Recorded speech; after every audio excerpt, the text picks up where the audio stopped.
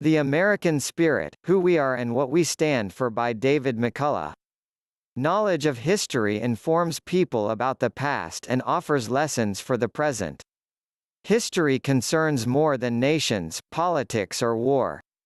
It speaks of humans and their affairs. The U.S. Founding Fathers were brave and bold idealists, exceptional men with vision. Thomas Jefferson's work, The Declaration of Independence, is America's birth certificate. In it the Founding Fathers pledged our lives, our fortunes and our sacred honor to the cause of freedom and self-governance. Jefferson wrote that government legitimacy derives from the consent of the governed. At that time, world history had no other government established on that basis. The common perception is that problems currently confronting the United States are singularly challenging. However, the nation withstood similar problems in the past. Presidents have included lawyers, generals, farmers, an engineer and a movie star. The United States history is a great natural resource. As Winston Churchill reminded us in A Darker Time, we didn't come this far because we are made of sugar candy. Summary. Learning from history. United States history enlarges and enriches modern life by explaining core American values and principles as seen in the way people live and what they cherish. The country's remarkable history is a valuable national resource. Small episodes can illuminate big themes. For instance, in 1910, Congressman George Norris of Nebraska led a successful crusade to strip power away from Uncle Joe Cannon of Illinois, then the much-feared Speaker of the House of Representatives. At the time, the U.S. was long overdue for reform and innovation, but Uncle Joe wasn't. The progressive Norris thought otherwise. He and his congressional insurgents tethered Cannon's power and modernized the U.S. Congress. We think our leaders face difficult decisions. But so it has nearly always been. During his illustrious career as an historian and lecturer, author David McCullough has visited every American state. While he found problems and unsettling issues, he concludes, as reflected in his speeches, that the United States is a country of good-hearted people who believe in tolerance and truth. McCullough's speeches offer these selected insights. The Founding Fathers. The Founding Fathers of America were extraordinary people. Their creation, the nation that became the United States of America, was a first in human history. However, they had flaws, made mistakes and had regrets. They didn't like one another. None had prior experience in revolutions or nation-making. Although imperfect, these men possessed great character.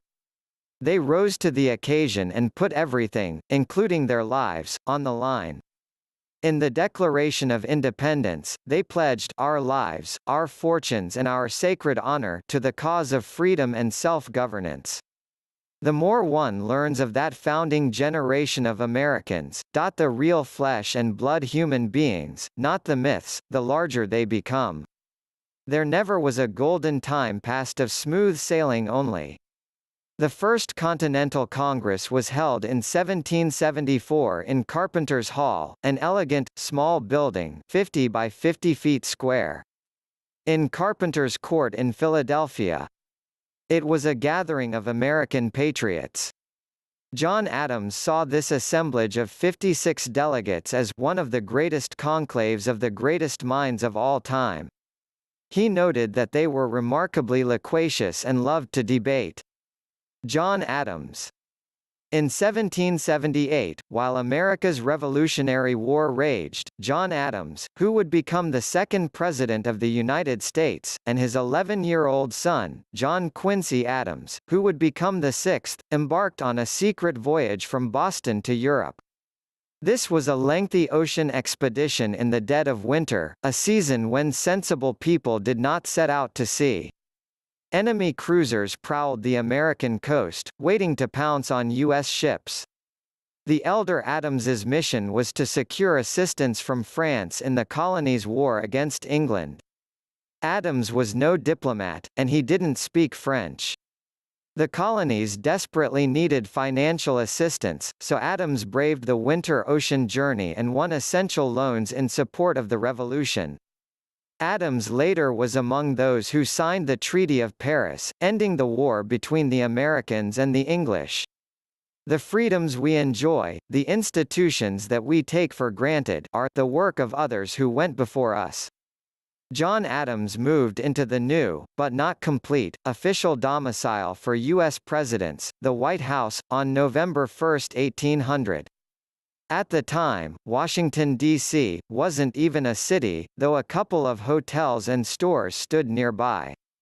The areas around the Capitol and the White House were mostly trees, stumps and swamp. Only a few rooms in the White House were ready for habitation. 2 inspectors were still checking the residence when Adams arrived. Adams traveled to the White House in his own carriage with his secretary Billy Shaw and his servant John Bristling. No one else was with him, no band, no honor guard, no entourage. History could have gone off in any number of different directions in any number of different ways at almost any point. Abigail Adams came 2 weeks later and roughed it with her husband. She hung her laundry in the East Room, where the plaster was still damp. The couple tried to make the best of things. On New Year's Day in 1801, they sponsored the first official open house in their new home. However, their 4 months in the White House were a sad time. Their son Charles died of alcoholism and Adams lost his re-election bid to Jefferson. Thomas Jefferson. Founding father Thomas Jefferson was a lawyer, surveyor, ardent meteorologist, botanist, agronomist, archaeologist, paleontologist, Indian ethnologist, classicist, and brilliant architect. He could read 7 languages. Jefferson wrote the Declaration of Independence, the nation's birth certificate. This inspiring document declares, "We hold these truths to be self-evident, that all men are created equal, that they are endowed by their Creator with certain unalienable rights, that among these are life, liberty and the pursuit of happiness. History, like music, like poetry, like art, is a wonderful way to enlarge the experience of being alive." In the Declaration, Jefferson wrote that government legitimacy derives from the consent of the governed. The long history of the world offered no other government established on that basis. Jefferson wrote the Declaration in Philadelphia, away from Monticello, his Virginia home. In Philadelphia, Jefferson, this most bookish of men, had no books or other references as he wrote the Declaration. And he needed none because, as he later explained, he wanted only to say what everyone already knew. Dr. Benjamin Rush, a physician, professor, patriot, and inexhaustible reformer. Dr. Benjamin Rush served in the Continental Congress and signed the Declaration of Independence. Rush was America's best-known doctor. He set up the country's first free pharmacy and published its first chemistry textbook. He was a founder of Pennsylvania's first society to oppose slavery. Rush was the animating spirit behind Pennsylvania's Dickinson College. Today, the Pennsylvania Historical Society Library houses 45 volumes of his writings. In 1786, he predicted, "The American War is over," but this is far from being the case with the American Revolution. On the contrary, nothing but the first act of the great drama is closed. If it was moved and seconded that 3 and 2 make 5, we should be entertained with logic and rhetoric, law, history, politics and mathematics concerning the subject for 2 whole days. John Adams at the Continental Congress. Before other medical professionals, Rush understood insanity as an illness, not a character flaw deserving of harsh punishment. He believed kindness worked best as a treatment. He was a devout Christian and idealist devoted to good works. He explained his personal philosophy as, "To spend and be spent for the good of mankind is what I chiefly aim at." In addition to his personal accomplishments, Rush was a hero. In 1793, Philadelphia experienced a yellow fever epidemic. Many doctors fled the city to avoid infection. Rush stayed, treating close to 100 ill people daily. Eventually, he became sick as well, though he recovered. When Rush died in 1813, John Adams wrote, "I know of no character living or dead who has done more real good in America." Willard and his amazing clock. Statuary Hall is the former meeting place of the U.S. House of Representatives.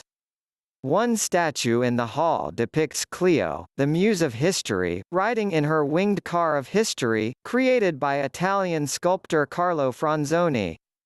Beneath Clio is a giant clock, hand-built by Simon Willard, a watchmaker from Roxbury, Massachusetts, and installed around 1837. Unlike other watchmakers of his era, Willard didn't mark out the spaces on the blank brass wheel and cut the teeth to measure. Willard eyeballed the required spaces between the teeth and cut, rounded up and finished the teeth accordingly. Willard always came out even. Willard's amazing clock is part of the rich history of the U.S. Congress. American trial and error. In the 19th century at the Cambria Iron Works in Johnstown, Pennsylvania, engineer John Fritz and his team spent months planning, designing and building an innovative machine to improve steel production. Fritz captured an American way of working when he said, "All right boys, let's start it up and see why it doesn't work." The American approach has always been to take a bold step and move ahead. Americans rely on trial and error. This makes sense, since the nation itself is an experiment. Americans have always been resilient and tough, they have faith in themselves. As Winston Churchill reminded us in A Darker Time, we didn't come this far because we are made of sugar candy. Lafayette, we are here. America felt a debt to the Marquis de Lafayette, a French nobleman who became a great hero during the Revolutionary War. At Yorktown, the English forces outnumbered the Americans, who were led by General George Washington. The French fleet's arrival at the Virginia Peninsula forced England's General Cornwallis to surrender. Harry Truman liked to say that the only new thing in the world is the history you don't know.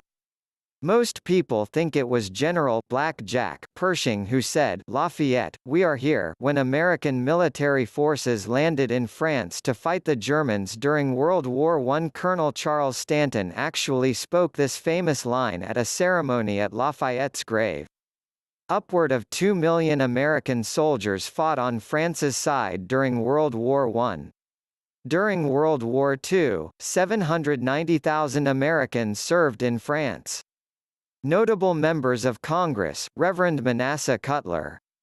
The Reverend Manasseh Cutler, a Doctor of Divinity, Doctor of Law and a medical doctor, practiced as a minister, lawyer and physician. He was also a storekeeper, schoolmaster, army chaplain during the Revolutionary War, congressman, botanist and astronomer.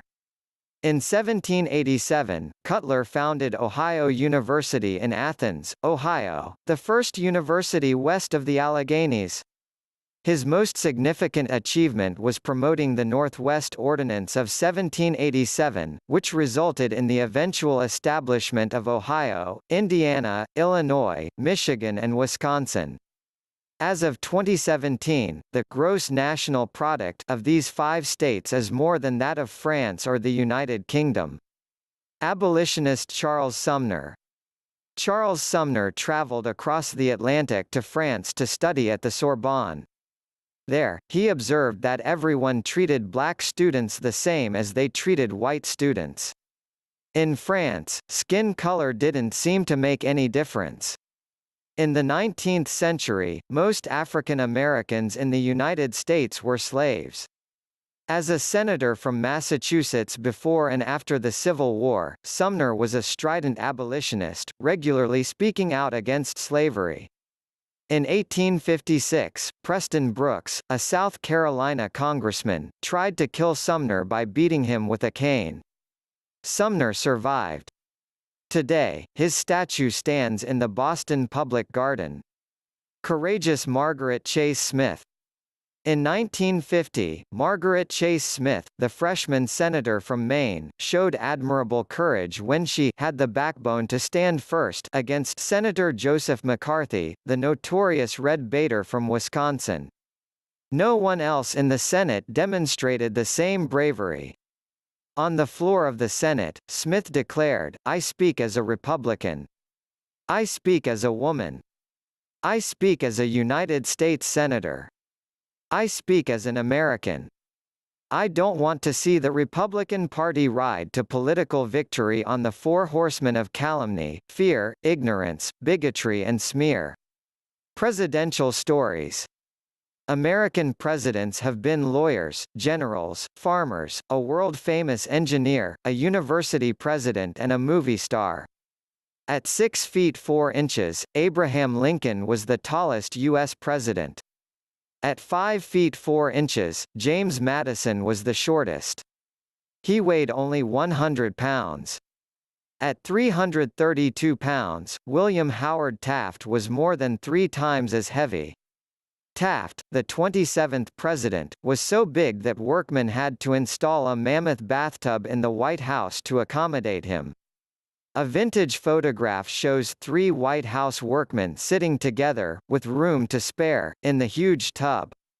When some keep crying that the country is going to the dogs, remember it's always been going to the dogs in the eyes of some. Many U.S. presidents were affectionately called old this or that. John Quincy Adams was Old Man Eloquent, Andrew Jackson was Old Hickory, and Zachary Taylor was Old Rough and Ready. Among the presidents, Calvin Coolidge spoke as little as possible, and Theodore Roosevelt almost never shut up. Roosevelt was the youngest president when he took office, and John F. Kennedy was the youngest president when elected.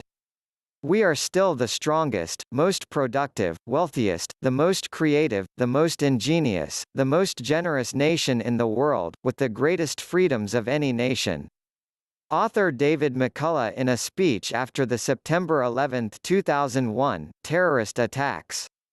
Kennedy, who loved the power of words, once said, "We love our country, not for what it was, though it has always been great, not for what it is, though of this we are deeply proud, but what it someday can and, through the efforts of us all, someday will be." About the author.